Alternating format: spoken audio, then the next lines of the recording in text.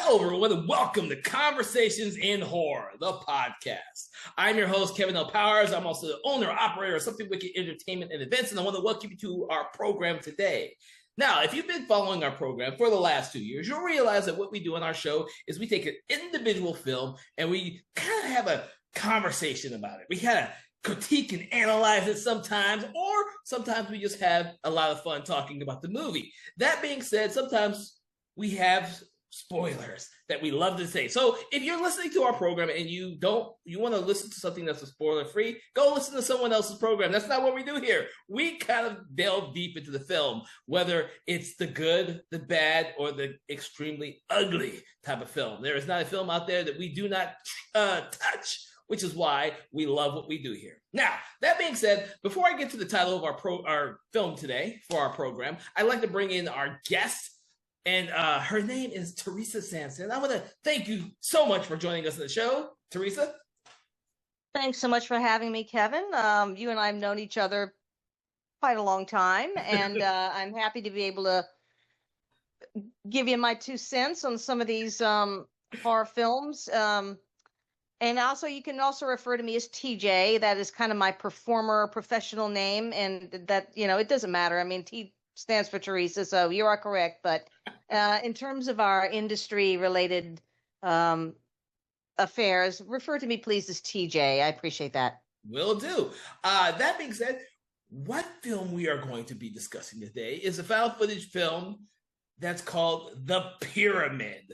Now, I know a lot of you out there may have never seen the film, much less never heard of the film. And as I've been talking to you over the course of the last year, a lot of these movies that are found footage films are films that are going to be part of a project we are doing for next year, which is why we've been doing so many of them. So I'm very happy to be discussing this and to be discussing it with TJ. So first of all, I would like to know kind of what was your first impressions of the movie, and how did you come about seeing the movie, first of all? Well, I saw it online. I think I saw it on YouTube, and it was a freebie. I didn't have, because my streaming service didn't provide it. So I found the link online through YouTube and just, I just watched it from there. It's a decent rendition of it. I mean, it's a decent copy. It doesn't look real fuzzy or like somebody sat there with their phone and taped it off TV. It looks nice looking. So truthfully, my impression was that it doesn't come off as a found footage film, at least not in my definition of found footage.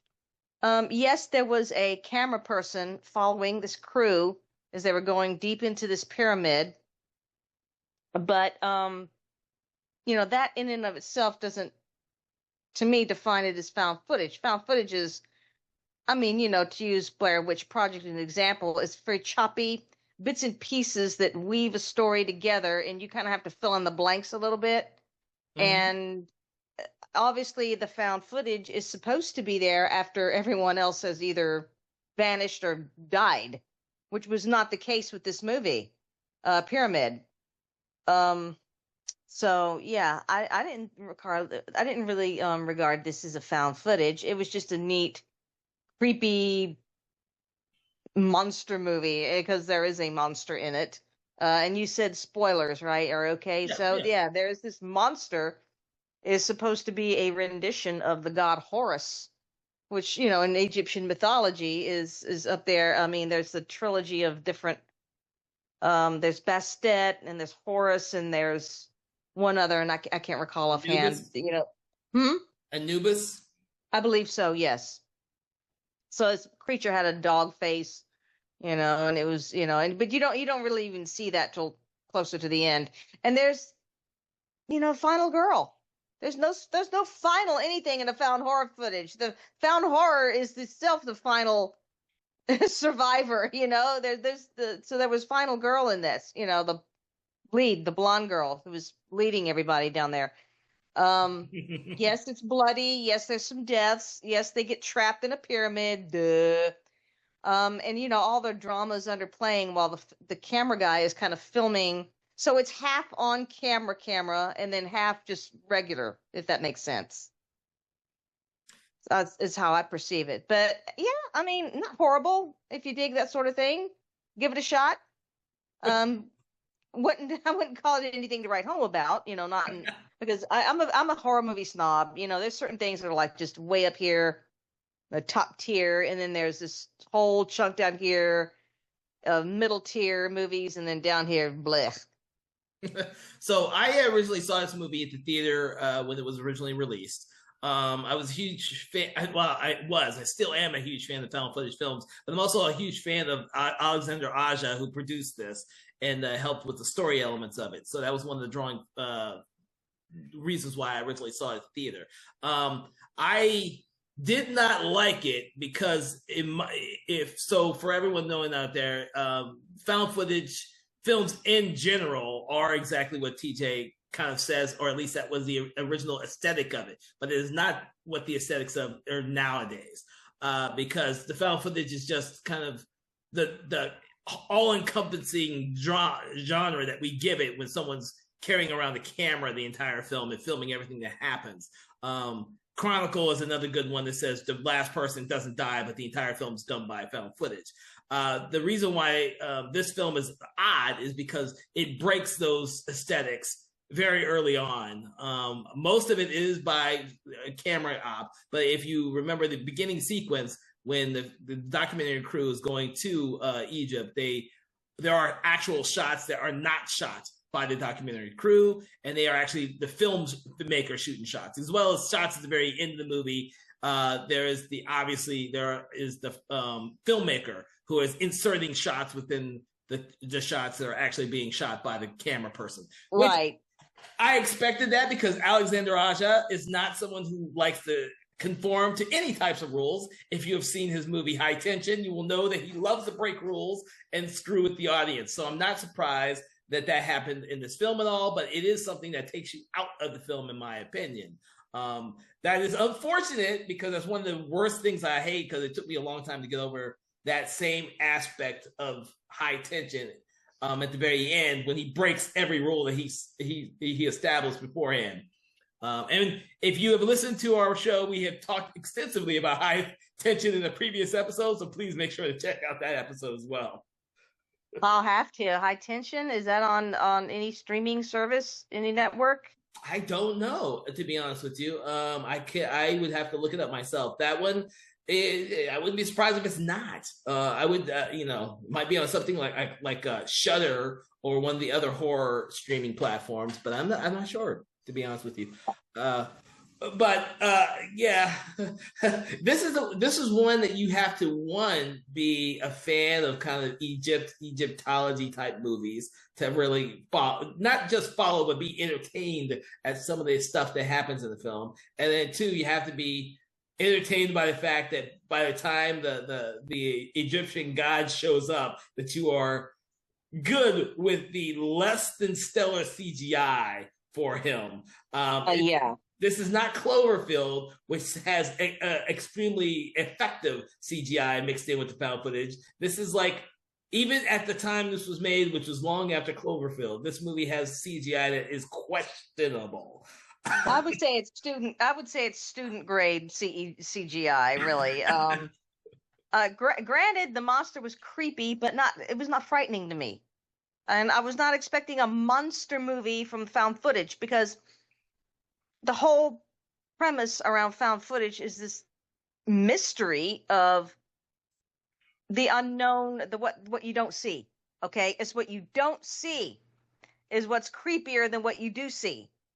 And I harken back to Blair Witch, because they're, first of all, they're sleeping. Then there's noise out that side, and then they run, and then they're running, and then all of a sudden cut, and it's next morning, and you don't see what happened between the time they were out in the middle of the woods and then they got back to the tent.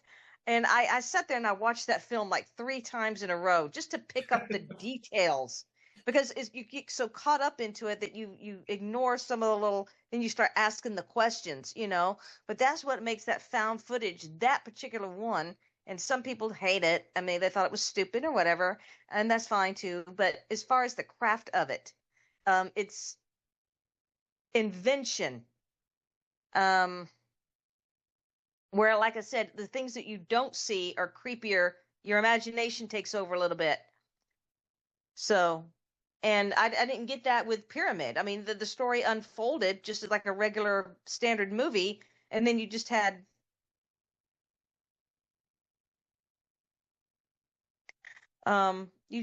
things like the characters doing things, interacting, talking, and they were not on the camera portion. And then it's almost like when they start kind of getting argumentative and they start fighting a little bit, then you see the camera guy, and then the girl's like, take the camera off me, turn it off, blah blah blah. And then I think at some point it's that camera guy that gets the axe too. At one point, doesn't he? Yes, I mean, yes. doesn't he meet his fatal end? So yeah. Yeah, but the camera Um, switches from him to Nora at that point.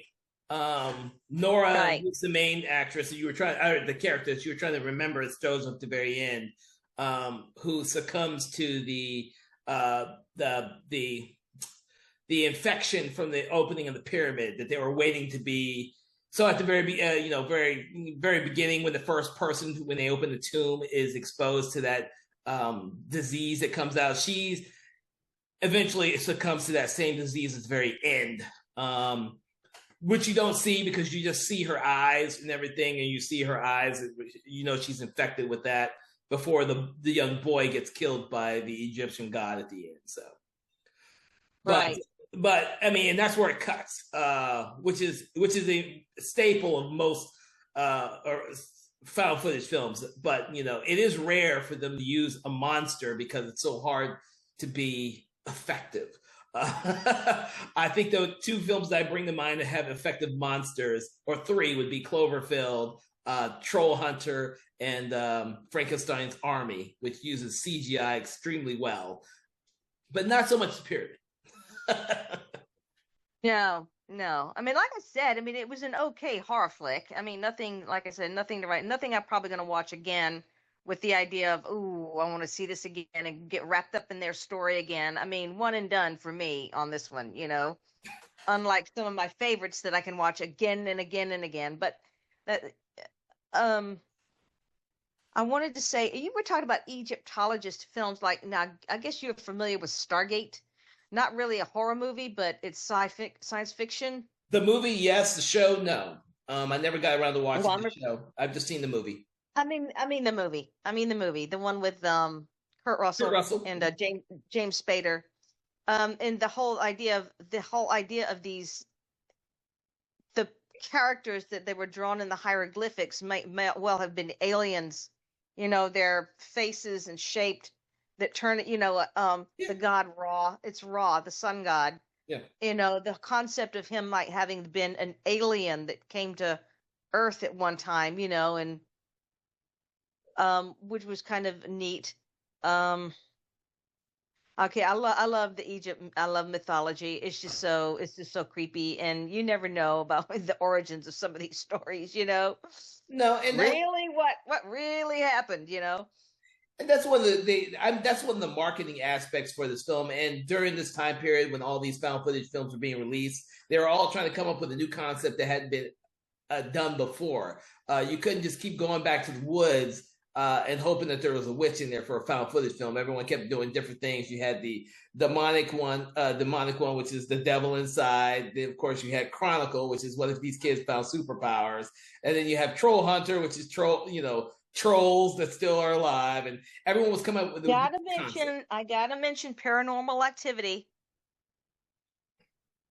for Did you never see yeah, yeah, found footage? yeah, yeah, And there's like six of those movies. It's like after number three, it kind of got old. So then they went ahead and made three more, and it involves the same characters. But it's like the first, it's like it goes backwards, yeah, because the girl that got possessed by whatever and rushes toward the camera, towards that's the one that went missing, and the husband and baby. But then Paranormal Activity 2 kind of went a prequel. It backtracked, and it kind of keeps going, and that it's like it keeps going further and further back, showing how they were supposedly haunted as children.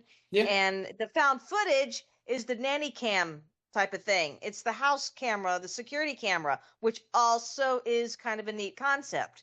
yeah. And instead of a camera person going around, it's the camera from the house that's put around, and you're seeing the things going on around in the house.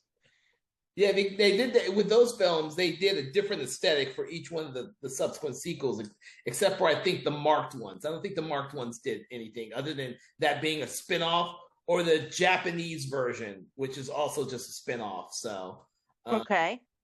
I think, yeah, because I think it's the fourth one used like the computer screens to aesthetic, and then the second one used the security cameras, and then one of them uses the really old original VHS type camera.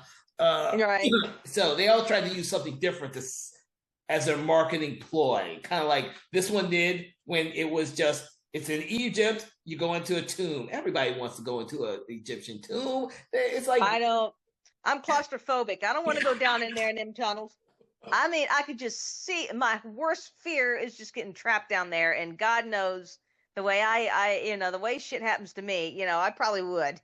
I mean, well, that's so one of the great things about this film is it kind of goes on that whole like kind of aesthetic. You have the older seasoned father figure, the Nora. And then of course you have the film crew that's going down there because it's news. They're opening up a whole new tomb. It's news. And it's all going on while there's a conflict in Egypt at the time, just right outside their door. And so, they eventually go into the tomb because they just can't not do it. And then all kinds of chaos ensues because it's not what they expected. And they're even using new technology in there. So, there's a lot of things going on at the same time. Yeah, there was in as far as like those things, but I keep getting what was I going to say? And I forgot what I was going to say. It has an escape room quality to it because they're going from kind of one chamber to another, and they're following along, and then they're trying to kind of get out of there. So like that whole escape room idea, isn't there a movie called Escape Room? Yeah. I think there probably is. Okay. Yeah, there's several movies called Escape Room. I've actually been in one of those escape room type situations, and thank goodness it's fake because I'd be screaming. I don't like being trapped. One of my worst fears. So I had to kind of deal with a little bit of anxiety watching that film. This one has, if you've ever seen the movie As Above, So Below, it kind of follows that kind of idea where where the group of characters are going to different rooms and encountering different obstacles, kind of like you said, an escape room.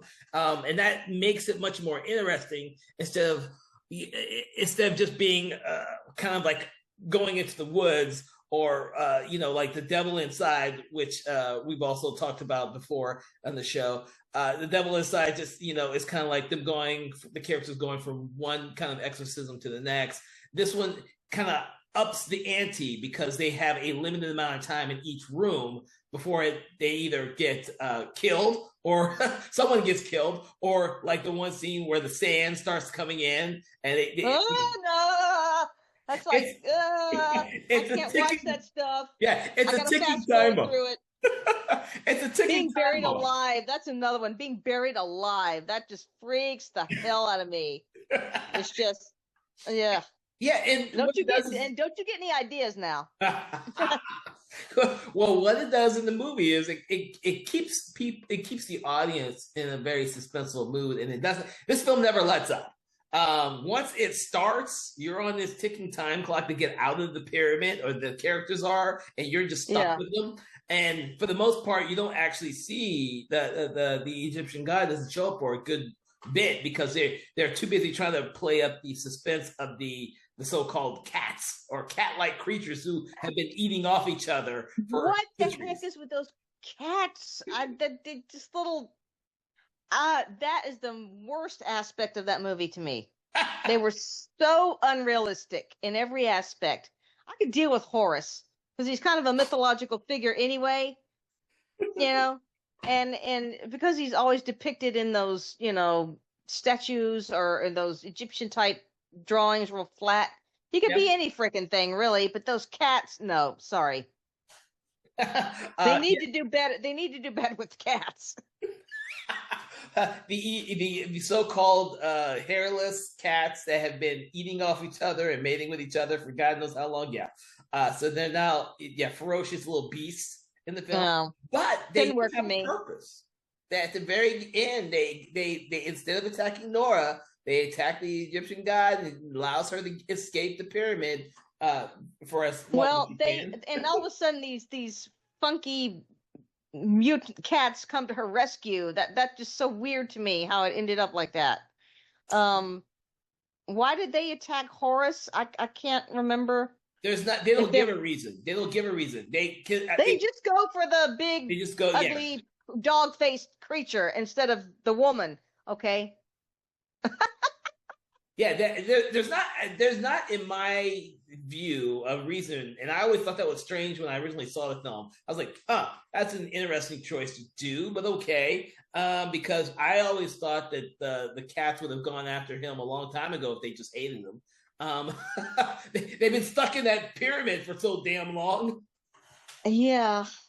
Who knows? And managing to exist down there Yeah, and yeah. feeding off each other, I guess. I don't know.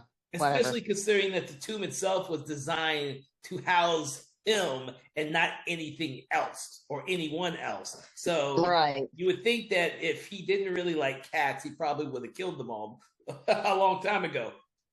But that's part of the logic issue, the logic issues you might have with the film if you think about it too much.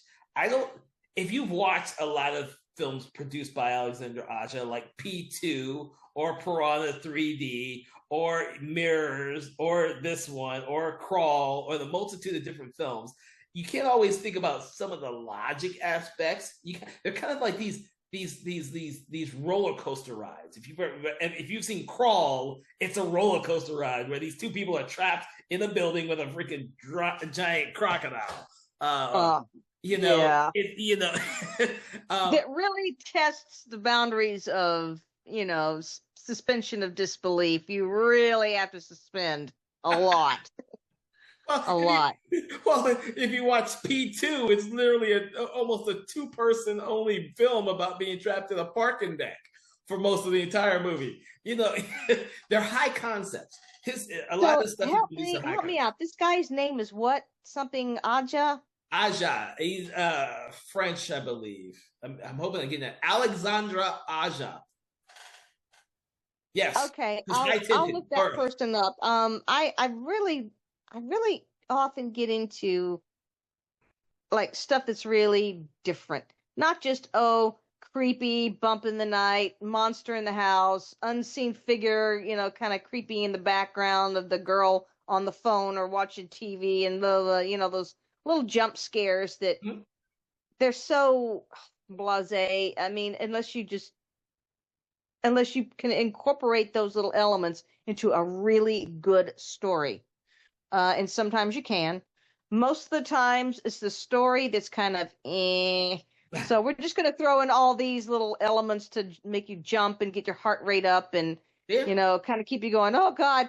But I never ever, I always want to see is what I would like to see. You're setting everything up for some kind of weird thing to happen, and it doesn't. And nothing happens. It's just business as usual. It's kind of a letdown, but at the same time, it's like, I was not expecting that. So what did you think about this one? Was this a letdown, or they had elements that you just weren't expecting?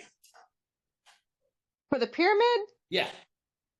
Kind of run of the mill, and in my opinion, nothing spectacular. Like I said, if I want to watch it again and go back and maybe pick through it a little in the details, but I'm such a horror movie buff that I have seen the good, the bad, and the ugly of all kinds. And when it really stands out to me is something like, oh, I need to check that out again. Something I want to see if I'm connecting the dots right. I don't feel like I would need to in this particular film. But I want to check out that guy's other work. Is it a guy or a woman? Guy. Guy? Yeah. P2, it sounds interesting. Parking deck. Now that's got some creep elements to it because that can actually really happen. Yeah, it stars That can actually really happen. I mean, parking decks exist. They're all over the place. They're in, different cities and stuff. So that's more probable, I guess I'm trying to say, than being stuck in a pyramid, with a anamorphic Horus and these cat things. I'm sorry. That's Go fine. ahead. That's fine because P2, which was also just produced by Alexander Aja, and he came up with a story because he's got high concept mind, like Larry Cohen. For those of you we've talked on the show about Larry Cohen many times because he wrote the Maniac Cop film, so he's got high concepts. So Alexander Aja has a lot of high concepts, of which this one is a high concept, the pyramid. P2 is another one. Wes Bentley and Rachel Nichols. I love Rachel Nichols. They're just great together. Wes Bentley, most of you might know Wes Bentley from Yellowstone now. He's a fixture on Yellowstone, but before Yellowstone. He was also in American Beauty. He was also in American Horror Story Hotel. Yeah. So I know who Wes Bentley is. Yeah, he's done a lot of stuff. P2 is on the crazier side for him, although he has done some other questionable roles in his career because he's a very capable actor. Anyone who followed him from originally American Beauty, which I think probably was his first big movie, and then he moved on from there, from doing everything from freaking the I want to say the Hunger Games movies, Jesus, to everything else that he's done since then, especially Yellowstone. But yes, and Rachel Nichols, who has been doing the same thing. Hopefully she'll get another great show. She's been in everything from one of the G.I. Joe movies to having her own show, sci-fi show, which I can't think of the name of it right now. But getting back to Aja and the director, who was the director of The Pyramid? I can't even think of it now. And don't get me wrong, guys. I kind of think about this sometimes, and there's so many people in my head I sometimes forget. Gregory Lavasseur, who has worked with Alexander Aja on several other projects, did this one. And the thing is, this is one, and this was probably definitely a much bigger budget than P2 was, and probably had a much bigger marketing campaign than the movie that just took place in a parking deck. But it didn't do well. I don't remember a single. The critics were not kind to the movie, and it did not do well at the box office. About Pyramid? Yeah, the Pyramid. You mean the Pyramid? Yeah, it did not do well. And I think there just are a lot of people out there. I think the ideal for like a pyramid film, Egypt, doesn't really work unless it's The Mummy. In this day and age, it's unfortunate. They were trying something new, trying something different. It didn't work, and this is not that people talk about. Like, this is one of the reasons why it's on our program, is because it's one of those films that kind of came and went and they completely disappeared. Yeah, like I said, I was paying particularly close attention to it. It's definitely not one of those. I was doing it more because, to prepare myself for the podcast, but it's not something that, just glancing at it, if I saw it on Netflix or Hulu or any of the streaming and they give you the little synopsis and the actors' names, and looking at it, I probably would just, it's like swipe left. You know what I mean? Like you're here on Tumblr.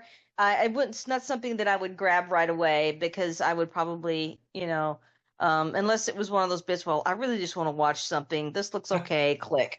But I want to mention something about found footage, and you mentioned there was a Japanese version of something.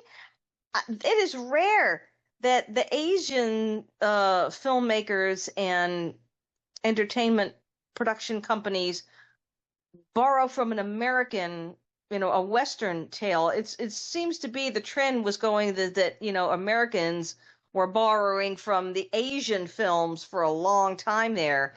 I think starting with The Ring back in the late 90s, early 2000s, and then Ju-On, which is The Grudge. They did 1 and 2, and there was The Ring 1 and 2.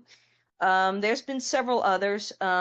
Shutter, which is about a camera, a guy that keeps seeing a ghostly image in his, photography. The Eye is another one. There's a bunch of I'm a big fan of the tartan Asian horror. I love that stuff. But one film I would recommend if you've never seen it, and this was never made by an American or a Western filmmaker, probably just because it's kind of sick. It's called Marabito, and it is a found footage type of movie. It's about a middle-aged man, a filmmaker, a camera guy who's like a journalistic camera guy who kind of goes around the city, and just what happens is he works for a news channel station, and he literally recorded a suicide on a subway. Guy stabs himself in the forehead with a knife on a subway, and he's cut it. And his room. He's kind of weird. He's got all these not cameras, TV screens in his room with video, and he just watches all these different stuff. And I'm like, okay, dude, this is a little creepy. He comes to believe that there are these creatures that live down in the subway, and he tries to capture them with his camera.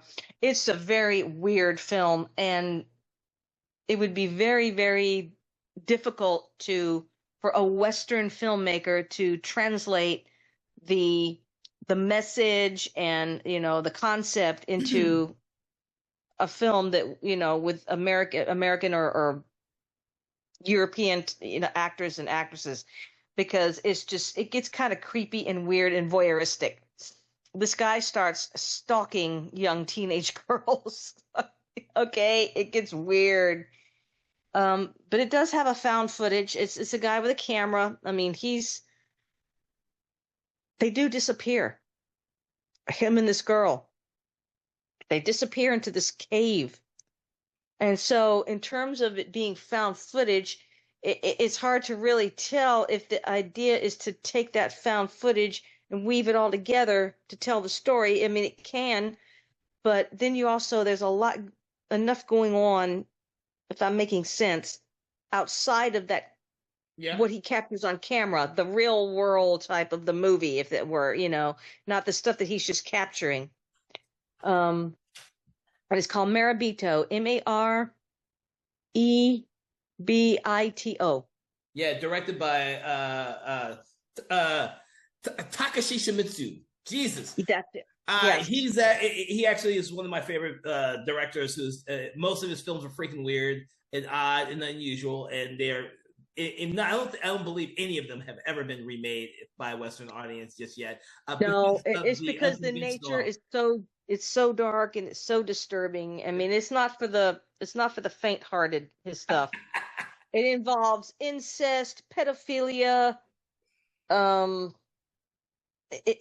Yeah. Okay, I'll leave it there. Nothing that the Pyramid possesses, but that does not mean that movie will not come out on as one of the titles that we actually raise here on our show, our program.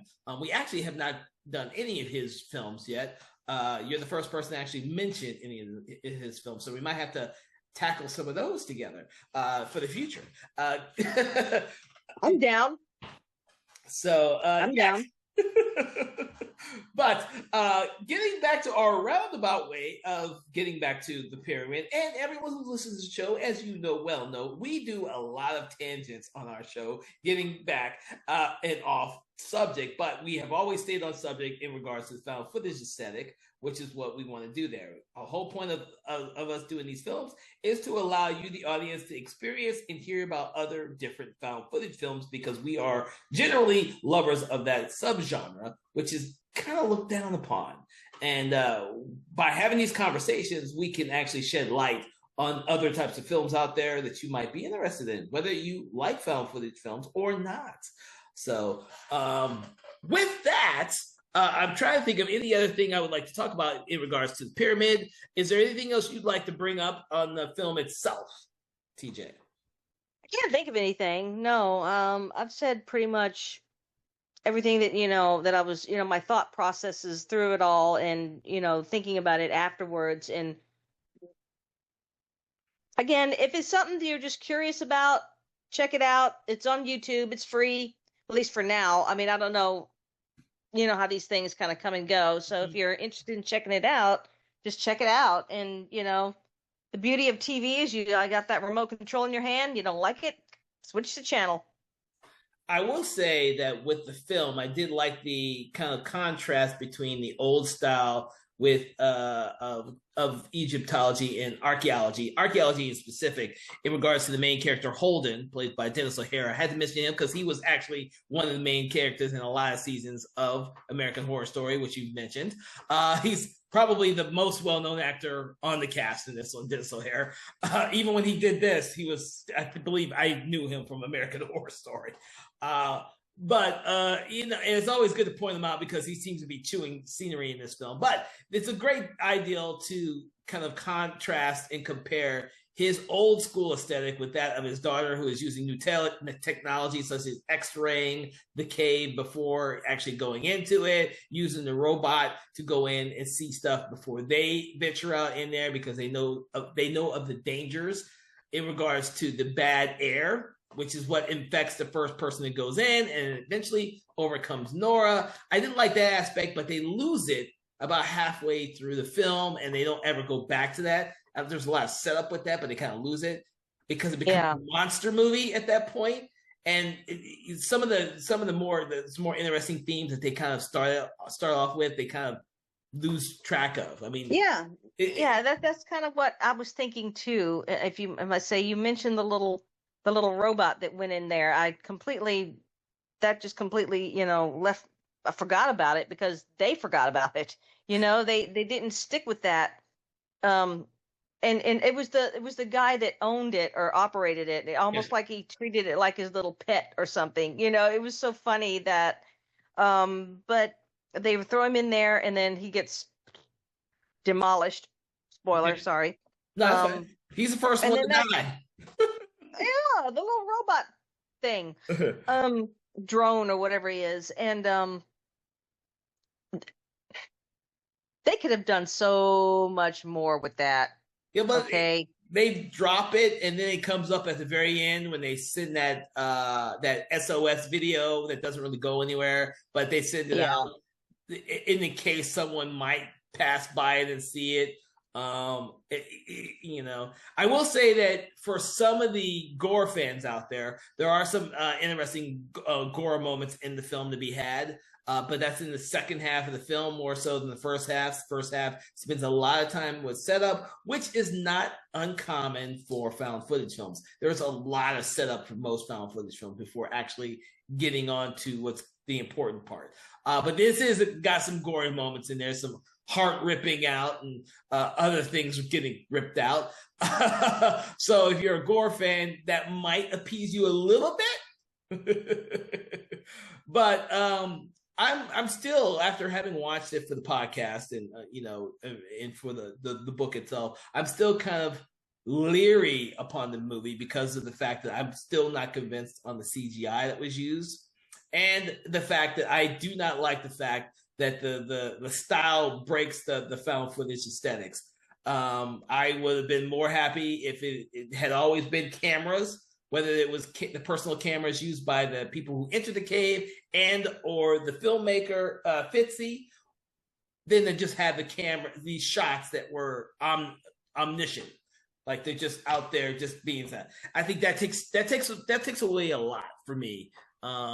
Especially as being a found footage fan, I am like you. I kind of like the fact that stuff like Cloverfield or Blair Witch Project never break that unsaid wall as a found footage film. And so when I'm watching one of those, that's what I'm expecting, and that's what I want. And when they break that, it kind of ruins it for me. Which is why I haven't gone back to rewatch this film a whole lot. I own the movie, but because I'm a huge Alexandra Aja fan, so it's in my collection. But it's not a movie I go back to rewatch.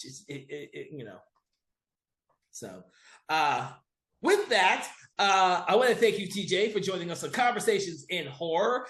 From everyone here, at Something Wicked Entertainment. We hope that you've been entertained by us discussing the movie The Pyramid, because, you know, sometimes listening to us talk is more entertaining than watching the actual movie. Yeah, I would like to.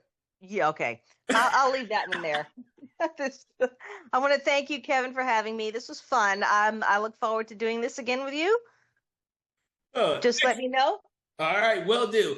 From all of us here at Something Wicked Entertainment and Conversation in Horror, we hope you've enjoyed this show. Please make sure to check out some of our previous episodes. We've done a lot of great movies over the course of the last 2 years, having done over 175 episodes. So we hope you will stick with us. So make sure to like, follow, share, subscribe. Do that thing you do with your favorite podcast app on your favorite podcast on your favorite podcast app, Spotify or YouTube. Also, do not forget to check out our brand new podcast, which is Conversations in Hammer Studio Horrors. That is also free and accessible on podcast apps. And don't forget our other podcast, which is only on our Patreon page, and it's called Conversations in 4Color, and it delves deep into comic books, manga, and graphic novels. From all of us here, please have a great day, and remember, stay out of those pyramids. Conversations in Horror is a Broken Lighthouse Pictures production, written, produced, and directed by Kevin L. Powers, executive producer Kelly A. Inoka. All contents and material from this episode of Conversations in Horror is copyright 2025 Broken Lighthouse Pictures.